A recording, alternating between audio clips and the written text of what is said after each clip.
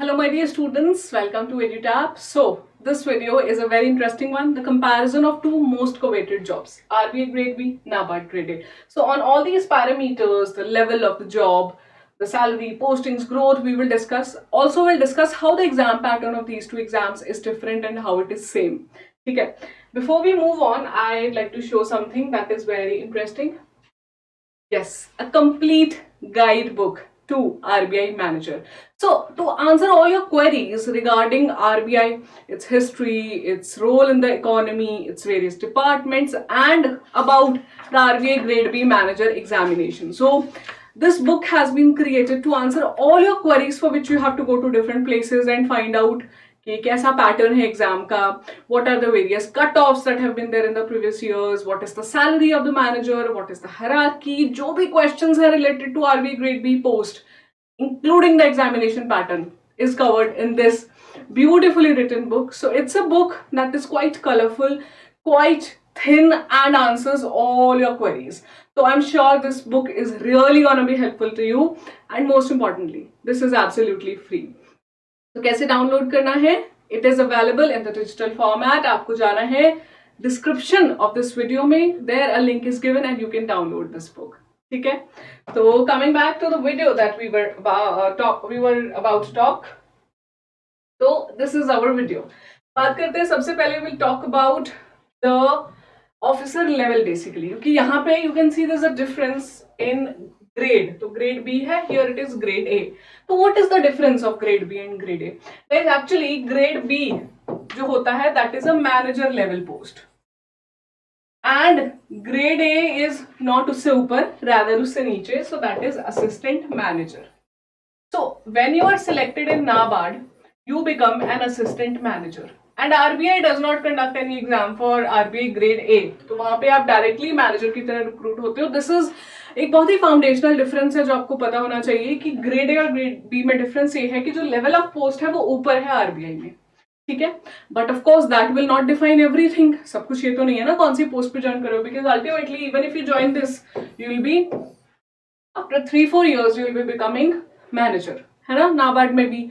तो नाबार्ड जो है रिक्रूटमेंट मास लेवल पे करता है for grade A officers, while RBI does it for grade B officers. तो जो ऑप्शन हमारे लिए ओपन है we will choose that obviously, है ना. तो ये हो गया आपका लेवल. लेकिन इसके अलावा इसी में इंक्लूडेड है lot of things. I would say work life के बारे में, कैसा काम रहता है, कैसी लाइफ रहती है. तो if I talk about working timings at RBI grade B, तो 10 to 6 यूजुअल टाइमिंग्स है. नाबार्ड में 9 to 5 यूजुअली यही टाइमिंग्स रहता है आपका. उसके अलावा वीकेंड्स ऑफ है आरबीआई में आपके. और जो वर्कलोड है ऐसा नहीं है that you have a lot of workload जैसे यूजुअली बैंक्स में होता है, because you have a public dealing जहां पे you have to deal with the people, and when you are not there तो बहुत काम पाइल अप होता रहता है, and even when you are doing तो लोग आते रहेंगे, काम आता जाएगा. On the other hand RBI में ऐसा कुछ नहीं है. मिनिमल पब्लिक डीलिंग है. When I say minimal, तो ऐसा तो है नहीं कि लोगों से बात नहीं करनी, पब्लिक से डायरेक्टली बात नहीं करनी, rather you will be dealing with banks itself, है ना. क्योंकि जो आरबीआई का प्रोफाइल है वर्क का, it is forex management, currency के लिए रिगार्डिंग काम करता है आरबीआई. फिर और क्या करते हैं, बैंकर टू द बैंक्स हैं, गवर्नमेंट के बैंकर भी आरबीआई है, और ऑल्सो मॉनिटरी पॉलिसी, सबसे इंपॉर्टेंट टारगेट तो वही है आरबीआई का. तो इन सारे एरियाज में काम करना है आरबीआई को. तो पब्लिक डीलिंग मिनिमल रहती है, स्पेशली ऑफिसर्स की, ग्रेड बी ऑफिसर्स की. इसी वजह से वर्कलोड काफी बैलेंस्ड रहता है. You don't have to stretch post 6 PM काम के आवर्स खत्म होने के बाद, even if you have to किसी डेज में, तो वो काफी ज्यादा कॉम्पेंसेट किया जाता है. ठीक है, तो this is about the work and life at RBI as a grade B officer. अभी नाबार्ड में क्या होता है, see you have to understand that NABARD is a lean organisation. When I say lean I mean छोटी ऑर्गेनाइजेशन है in comparison to RBI. Actually NABARD was a part of RBI until 1980s. उसके बाद में नाबार्ड को एक सेपरेट बॉडी बना दिया गया so that it can focus entirely on the rural prosperity. तो रूरल प्रोस्पेरिटी पे काम करेगा नाबार्ड. आरबीआई को देखो क्या करना है, मॉनिटरी सेक्टर का ध्यान रखना है. अगर ब्रॉड टर्म्स में बोलूं monetary sector. On the other hand NABARD का रूरल सेक्टर है विच इंक्लूड्स, बहुत ही मेजर लेवल है, एग्रीकल्चर. तो सिर्फ agriculture is not their forte, rather you see जो भी रूरल प्रोस्पेरिटी लेकर आती है चीजें, रूरल एम्प्लॉयमेंट की तरफ ध्यान देना है, सेल्फ हेल्प ग्रुप्स हैं, फिशरीज सेक्टर है, तो उस सब पे ध्यान देना है नाबार्ड ने। ये ओवरऑल नाबार्ड का काम है। अभी जो काम आगे आपको सीप डाउन कैसे करता है टू इट्स एम्प्लॉइज, तो ये सारी facilities, fixed working hours, weekends of, minimal public dealing, balanced workload, ये सब कुछ नाबार्ड में भी है, एज इट इज है। ऐसा नहीं है कि नाबार्ड में ज्यादा काम है या फिर कम काम है, इक्वली रहता है, थोड़ा कम हो सकता है, ठीक है, बट हम तो सीखने जा रहे हैं, सीखना भी तो है ना, सिर्फ बाबू बन के बैठना नहीं है। आई थिंक ये तो होना ही चाहिए जज्बा, एटलीस्ट अभी तो होना चाहिए व्हेन यू आर यंग, कि ठीक है काम करना है, बहुत हमें अच्छे से सीखना है। तो this is about RBI NABARD का कंपैरिजन, एक लेवल ऑफ जॉब पे और उनके सेक्टर्स भी, डोमेन क्या है। फिर बात करते हैं सैलरी की।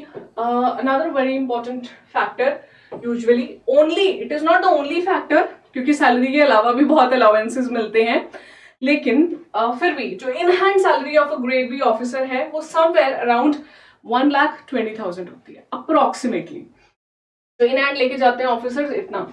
नाबार्ड में the salary has been revised recently and now it is approximately 1 lakh. तो ये डिफरेंस तो 15-20,000 का is always gonna be there because it is a grade B post and it is a grade A post, इसलिए ठीक है, तो इससे ज्यादा ही है ग्रेड बी का salary, but CTC is quite high. CTC RBI का ऑब्वियसली ज्यादा है, cost to company which includes your housing allowance, उसके अलावा आपको होम फर्निशिंग अलाउंस मिलते हैं, लीव फेयर मिलता है, घूमने जा सकते हो आप कहीं पे, और ब्रीफ केस अलाउंस मिलता है, ये सब आपको मिलेगा आरबीआई में। नाबार्ड में भी है ऑल दीज फैसिलिटीज, बट थोड़ा थोड़ा कम हो जाता है बिकॉज बेसिक पे कम हो जाता है, तो उस हिसाब से ही सारे फैसिलिटीज थोड़े अमाउंट उनका कम हो जाता है, तो अदरवाइज सेम लेवल पे है। फिर पोस्टिंग्स आरबीआई की मेजरली कहां पे रहती हैं?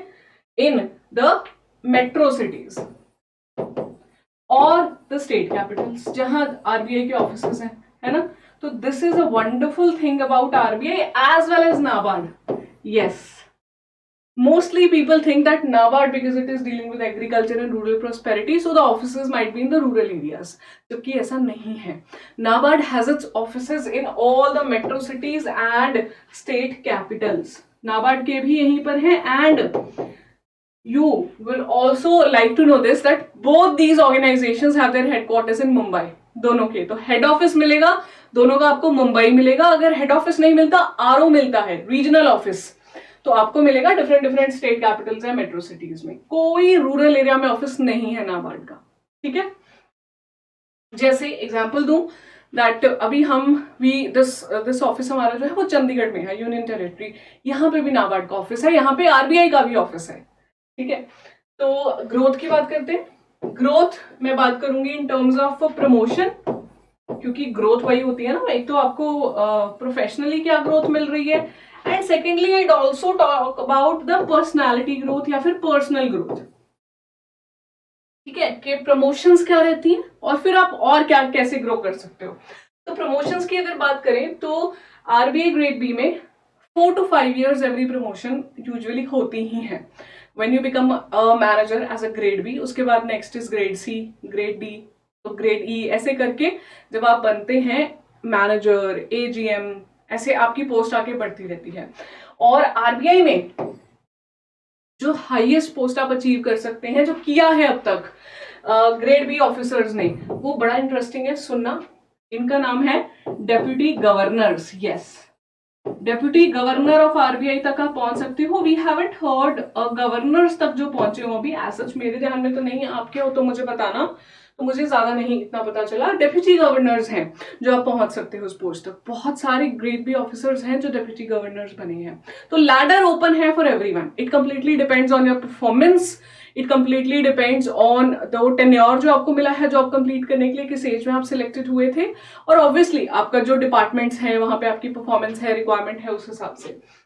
ये हो गया प्रमोशन का। और पर्सनल की अगर मैं बात करूं तो you get scholarships for studying further, you get a lot of trainings, आपको सर्टिफिकेशंस करवाई जाती हैं, और ये सब आप खुद भी कर सकते हो पर्सनली भी, which will be reimbursed also. ऐसी फैसिलिटीज भी हैं आरबीआई में। And my dear lovely students, are all the facilities there in NABARD? अब नाबार्ड आरबीआई से निकला है, तो क्या ये सारी फैसिलिटीज हैं इनके पास भी?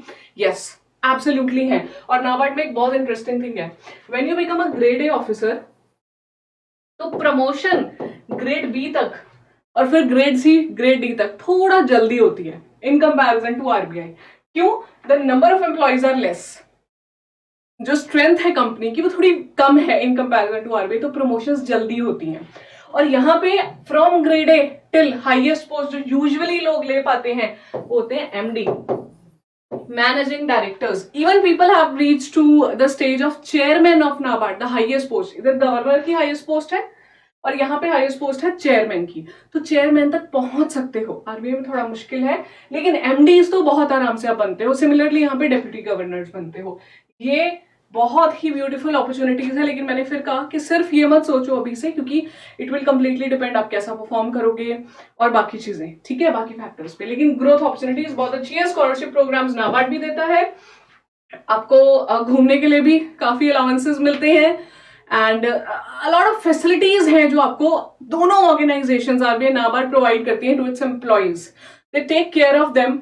टेंशन नहीं होनी चाहिए लोगों को ज्यादा, प्रॉपर छुट्टी मिलनी चाहिए, मेडिकल फैसिलिटीज मिलनी चाहिए, फैमिली टाइम मिलना चाहिए, कल्चरल प्रोग्राम्स होने चाहिए, ये सब होते हैं दोनों ऑर्गेनाइजेशन में। इवन स्पोर्ट्स मीट और स्पोर्ट्स क्लब्स होते हैं, तो वो काफी इंटरेस्टिंग है, ठीक है। अभी फिर after all these things let's talk about examination pattern, क्योंकि see to discuss and know all these things is one thing, लेकिन the important thing is that you enter any of these organizations. ये comparison इसलिए नहीं है that you choose ये अच्छा है, ये नहीं है, ये अच्छा है, वो नहीं है. It is, the objective is not at all that. Objective is rather to make you informed. पता होना चाहिए that these are the things that I'm gonna do after being selected.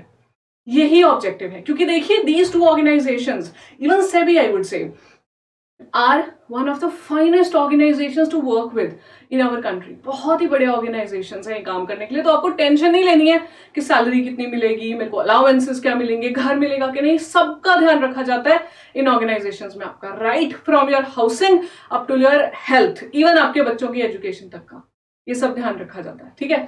अभी फिर हम बात करते हैं, आगे चलते हैं about the examination pattern. So a comparative, मैंने यहाँ पे चार्ट्स बनाए हैं। There are 3 phases in each of this exam. Phase 1, Phase 2 and there is this Phase 3 interview. ठीक है, पहले Phase 1 की बात करते हैं। तो RBI का जो Phase 1 है guys contains general awareness, reasoning, English, quant aptitude. तो ये टोटली क्वेश्चंस है, 200 questions of 200 marks. 2 hours में you have to solve 200 questions और ये रहा आपके number of questions, ठीक है। तो GA के सबसे ज्यादा questions है 80, which includes आपके करंट अफेयर, स्टैटिक पार्ट, सारा कुछ। तो ये है, ठीक है। अभी जो कट ऑफ गई है इन प्रीवियस ईयर्स आरबीआई की, इन 21-20 जो कट ऑफ गई है, it has been in the range of 60s 200 में से। पेपर इतना भी आसान नहीं था, ठीक है।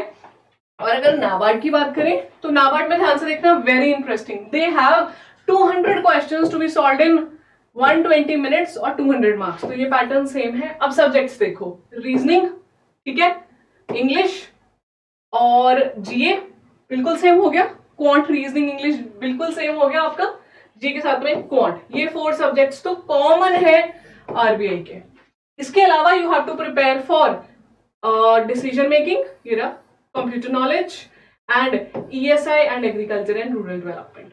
तो ये आपको सेपरेट सब्जेक्ट्स है 4 जो प्रिपेयर करने पड़ते हैं। नाबार्ड में there is also basic difference that GA, ESI, ARD, these 3 subjects are merit based. That means cut off 200 में से नहीं 100 में से आएगी।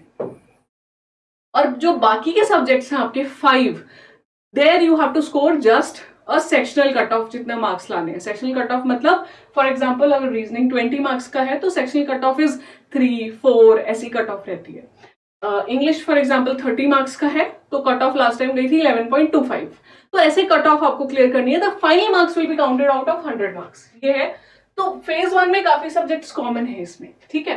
फेज 2 में आरबीआई की बात करें तो देयर आर 3 पेपर्स। पेपर 1, मैं थोड़ा साइड हो जाती हूँ, आई एम सॉरी अगर बोर्ड नहीं दिख रहा था तो, ESI, economic social issues, paper 2 is English and paper 3 is finance and management.